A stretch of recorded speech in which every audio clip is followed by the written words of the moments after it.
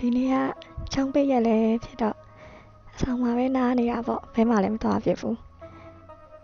အဆောင်မှာပဲနားနေနဲ့ထန်လဲထန်လာလို့အခုစပတ်ပုတ်နေနဲ့ရန်ကုန်မှာတော့ကားပေါ်မှာအထောက်ခံခဲ့ရတဲ့ကိစ္စလေးတစ်ခုပြောပြမလို့ပြောပြရင်လည်းပတ်ချင်တာလည်းပါပါတယ်အဲ့တော့ကတော့ဘဝမှာပထမဆုံးအထောက်ခံရတဲ့ကိစ္စလို့ပဲပြောရမှာပေါ့အဲ့တော့အခုကတော့ဒီမှာဘွဲတော်လာတက်နေရတယ်ရန်ကုန်မှာတော့ရိုးရိုးကျောင်းသူတက်သူကျောင်းသူပဲဖြစ်တာပေါ့ဘယ်ကျောင်းလဲဆိုတော့ကျောင်းနဲ့ပဲပြောရင်တော့ကျောင်းကလူတွေထိကြိုက်မှာဆိုလို့လဲရနဲ့နီးပြီးတော့အင်ရကံမောင်းနဲ့လည်းနီးရတက်သူပေါ့အဲ့ဒီမှာ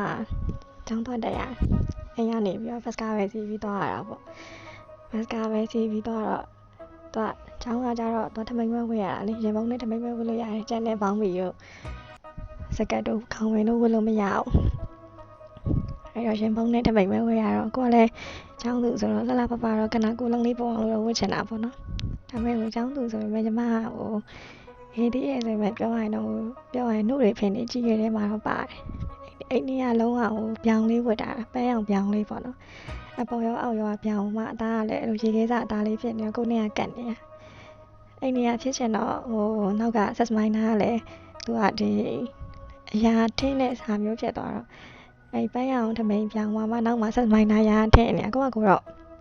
တတိယထားမိလိုက်တဲ့တိုင်းပဲတရက်တလေပဲလေးဆိုပြီးတော့အမှန်တော့ဆက်စမိုင်းနာကိုပေါင်တစ်ဝက်လောက်ကိုရောက်တဲ့ဟာမျိုးပေါ့နော်ပန်တီလိုဟာမျိုးပြောင်းလိုက်တော့ကိစ္စသိမရှိဘူးဒါပေမဲ့တမင်အဲ့လိုမျိုးအရာထင်းနေယောက်ျားတွေကလည်းလိုက်ကြည့်တယ်အဲ့ဒါစိတ်ထဲမှာလည်းနည်းနည်းလေးတားရလည်းပါတယ်အဲ့နဲ့အဲ့နေ့ကဘတ်စကားစီးဘတ်စကားပေါ်တက်သွား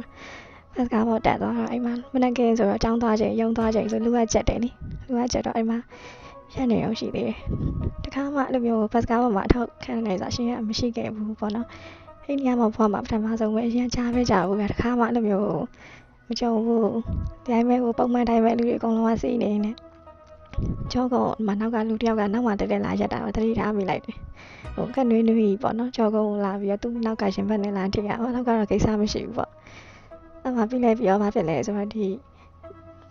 ဖင်နောက်ကိုလာပြီးတော့ဖင်သားနောက်ကိုလာပြီးတော့သူနောက်ကပေါင်နေနဲ့လာထိပြန်အဲ့တိုင်းလည်းဘာမှတူတူဆန်းဆန်းတော့မဖြစ်သေးဘူးပေါ့နော်ဒီတိုင်းပဲလူတွေကကြက်နေတော့ထိမိရထုံးစံပဲဆိုပြီးဘာမှမဖြစ်ပဲနဲ့နေနေရှိသေးတယ်အဲ့မှာ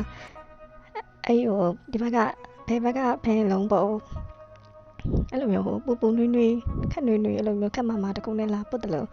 ခံစားရတယ်အဲ့နဲ့စိတ်ထဲမှာအားလည်းတိတ်ပြီးတော့ဘာမှမတွေ့မိသေးဘူးတိုင်းမနေနေလို့ရှိသေးတယ်ပြီးလည်းပြီးတော့အမဖင်နှလုံးချားတဲ့တက်ကိုလာပြီးတော့ဖိပြီးတော့အချောင်းကြီးရအဲ့လိုမျိုးအပြပြောမလဲဒေါင်းလိုက်အချောင်းကြီးပေါ့နော်ဒေါင်းလိုက်အချောင်းကြီးရအဲ့လိုမျိုးဖင်နှလုံးချားတဲ့ကိုလာပြီးတော့ညက်ဖိလို့မျိုးလာခံစားအဲ့နဲ့စိတ်ထဲမှာတိတ်ပြီးတော့မတင်ကြတော့အဲ့နဲ့နောက်ကအသားလေးခိုးပြီးလှည့်ကြည့်လိုက်တော့ဦးလေးကြီးရကိုအဖေရွယ်လောက်ကြီးရယ်အသက်ကြီးပြီထိပ်ပြောင်နဲ့အသားမဲနဲ့ဘောကရှက်အင်ကြီးအပြာရောင်အကွက်၄ရောင်ကွက်ကြီးလက်တို့ဝတ်တာထီးတစ်ချောင်းလည်းလက်ကကင်လာတယ်ပစိုးကြီးနဲ့ပေါ့နော်သူကလိုခက်တီပဲသူရှေ့တဲ့ပဲသူ့ရှေ့တဲ့ပဲကြည့်နေကိုသတိမထားမိလို့ကွာဒါမဲ့အဲ့ကိုရဲ့ဘင်တော့လာပြီးတော့ပူပြီးကတ်နေရတယ်ကွာကတိတယ်ဒါမဲ့စိတ်ထဲမှာလန့်သွားတာတော့ပေါ့နော်တမျိုးပဲစိတ်ထဲမှာအဲ့လိုမျိုးလက်ဖြစ်လာဖြစ်လာပြီးတော့အဲ့လိုမျိုးပူနွေးရလာကပ်ပြီးတော့ဖိမိနေအဲ့နဲ့ငိမ့်နေဘောနော်မင်းကလေးလည်းဖြစ်တာရှက်တာဒါပေမဲ့ဘယ်လိုပြောရမလဲတာယာတဲ့စိတ်ကတော့ပါသွားတာတာယာတဲ့စိတ်ကတော့ဖြစ်တယ်ဖြစ်ပြီးတော့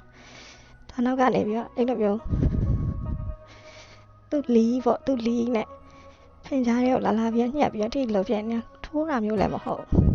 သူ့လီနဲ့ပတ်တာဒါမဲ့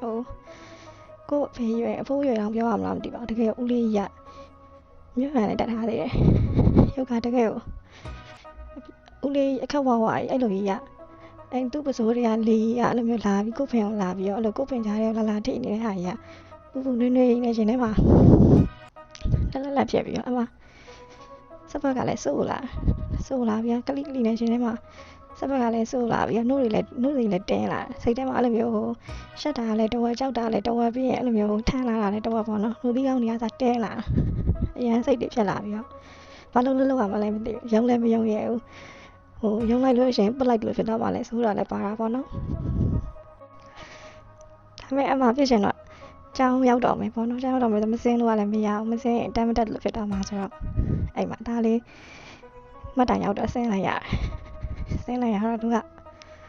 စိတ်ထဲမှာနှမျိုးလိုလိုတော့ဖြစ်သွားတယ်အဲ့လိုမျိုးထိပြီးတော့အဲ့လိုမျိုးလီးရလာပြီးတော့ကိုယ်ပင်ကြားတွေကိုကတ်ထားလို့ရနေရတဲ့အရာဒါအဲ့လိုနေလို့ကောင်းတယ်လို့ခံစားရတယ်အဲ့လိုဒါလေးသူရှိကနေဖယ်သွားပြီးတော့ဒါလေးနောက်ကိုပြန်ချောင်းကြည့်တော့ကတ်တီဒီဘာမှမဖြစ်တယ်လို့ပုံစံနဲ့ဖြစ်ဆက်ပြီးတော့ရက်နေတာပေါ့သူ့ပစိုးအောင်သူ့ပစိုးဒါလေးလမ်းခိုးကြည့်လိုက်တော့ပစိုးရှိမှနည်းနည်းလေးထိုးထွက်နေအပြင်ထောင်ပြီးတော့အဲ့လိုမျိုးထိုးထွက်နေသူလီကိုတွေ့လိုက်ရအဲ့နဲ့တေချာဟောဒါသူလီပဲဆိုပြီးတော့အဲ့ချိန်ကနေစပြီးတော့အဲ့လိုမျိုးကိုအဖေရွယ်လောက်ရှိတဲ့ဦးလေးကြီးတွေကိုလည်းစိတ်ထဲမှာနည်းနည်းလေးတော့တတိထားမိလာပြီးတော့ရောက်ခွက်ထဲမှာအဲ့လိုမျိုးဦးလေးကြီးလမ်းမှာတောင်းရင်လာနေဦးလေးကြီးတွင်စိတ်ထဲမှာနည်းနည်းလေးလိုက်ကြည့်မိတော့သူတို့ပစိုးတွေထဲမှာပါတယ်ထဲမှာပေါ့တချို့တွေအဲ့လိုမျိုးခဝဝတွေသူတတိထားပြီးလမ်းလျှောက်လို့ရှင်လေပစိုးပါရှိနေကူကအဲ့လိုမျိုးကွဲနေအလဲမှာအဲ့လိုမျိုးလီးရလှမ်းပြီးတော့လှုပ်တယ်လို့အဲ့လိုမျိုးမြင်ရတယ်လီးရပေါ်လာတယ်ဗျမြင်ရတယ်ရှိမသိလို့နေတော့ကြည့်မိရပေါ့